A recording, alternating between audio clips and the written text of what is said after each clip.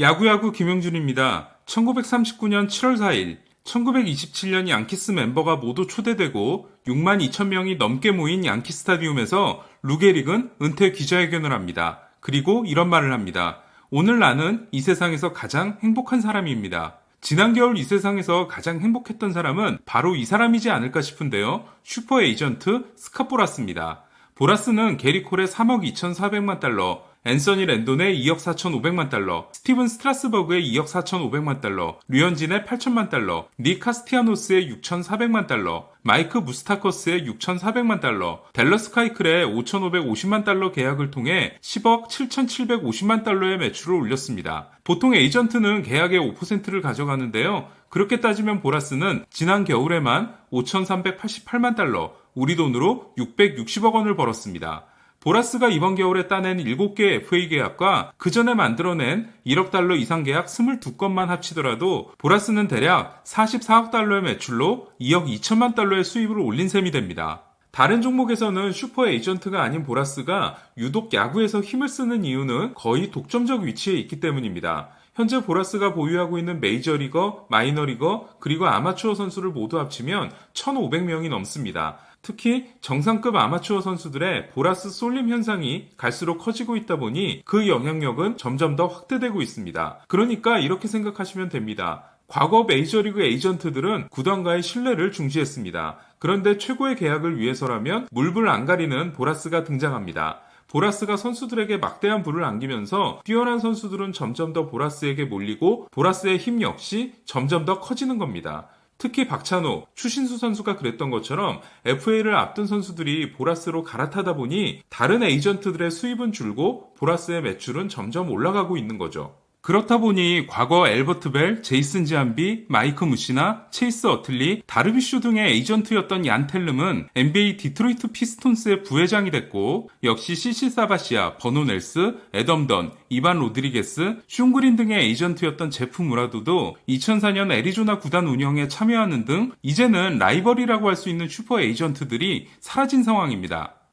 한때 보라스를 상대하지 않는 팀들도 있었는데요. 그런 보라스도 자기 선수들을 보내지 않으면서 대치 국면이 펼쳐지기도 했습니다. 하지만 보라스가 재능을 끌어모으는 대결에서 천하통일을 만들어냄으로써 더 이상 구단이 보라스에 맞설 수 있는 방법은 사라졌습니다. 보라스와의 거래를 끊기로 한다면 이제는 드래프트조차 어려워지게 된 겁니다. 그러면 보라스는 어떻게 해서 에이전트가 된 걸까요?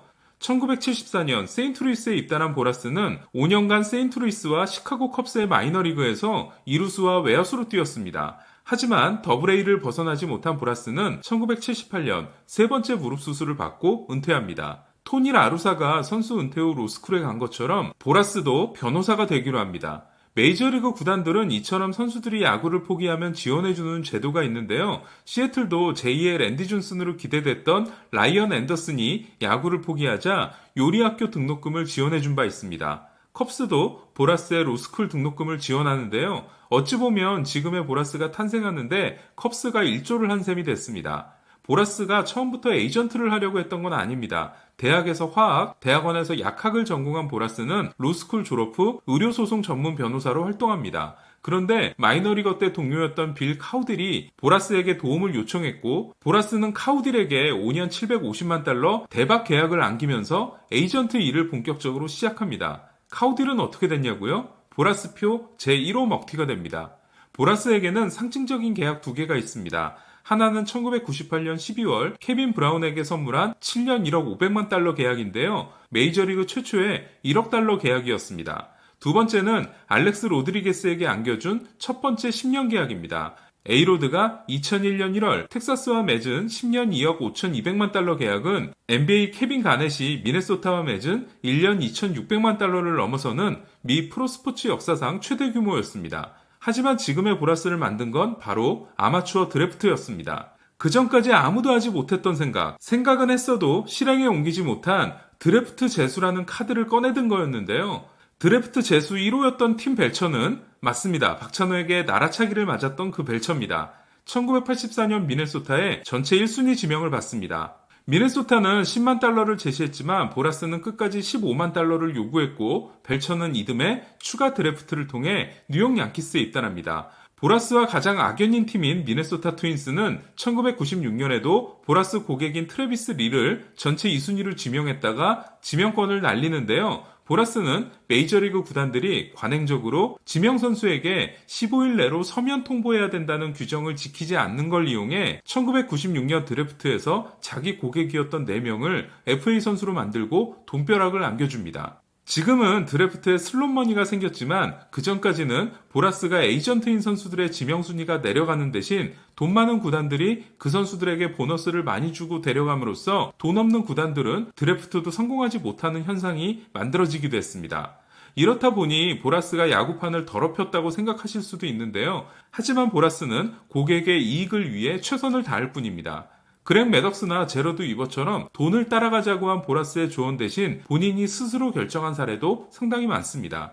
보라스 때문에 선수들의 몸값이 엄청나게 오르고 있는 것처럼 보이지만 실제로는 구단의 지출에서 차지하는 선수 연봉의 비중은 점점 줄고 있습니다. 제가 아쉬운 건 보라스가 앞장서서 올리는 특급 스타들의 몸값과 마이너리그 선수들의 수입 차이가 갈수록 벌어지고 있다는 건데요. 하지만 이건 역시 보라스가 아니라 선수 노조와 사무국의 잘못이 훨씬 크다고 생각합니다. 올해 메이저리그가 언제 개막될지는 모르겠지만 한 가지는 분명합니다. 올 시즌 후 FA가 되는 선수들은 망했다는 겁니다. 수익에서 심대한 타격을 입은 구단들이 지출을 줄일 게 분명하기 때문입니다. 또한 많은 마이너리그 선수들이 생활고를 견디지 못하고 야구를 포기할 가능성이 높습니다. 여기에는 사무국과 선수노조 그리고 보라스까지 힘을 합쳐 적극적으로 나서지 않는다면 선수 수급 시스템이 붕괴될지도 모릅니다. 보라스의 파티는 아직 끝나지 않았는데요. 앞으로도 크리스 브라이언트와 코디 벨린저, 맷 체프먼, 코리 시거, 후안 소토 같은 선수들이 많이 남아 있습니다. 하지만 지난 겨울을 통해 정점을 찍은 것도 분명하기 때문에 보라스가 앞으로 어떤 행보를 보이게 될지 주목됩니다. 이상 김영준의 야구야구 영상으로 만나는 인사이드 MLB였습니다.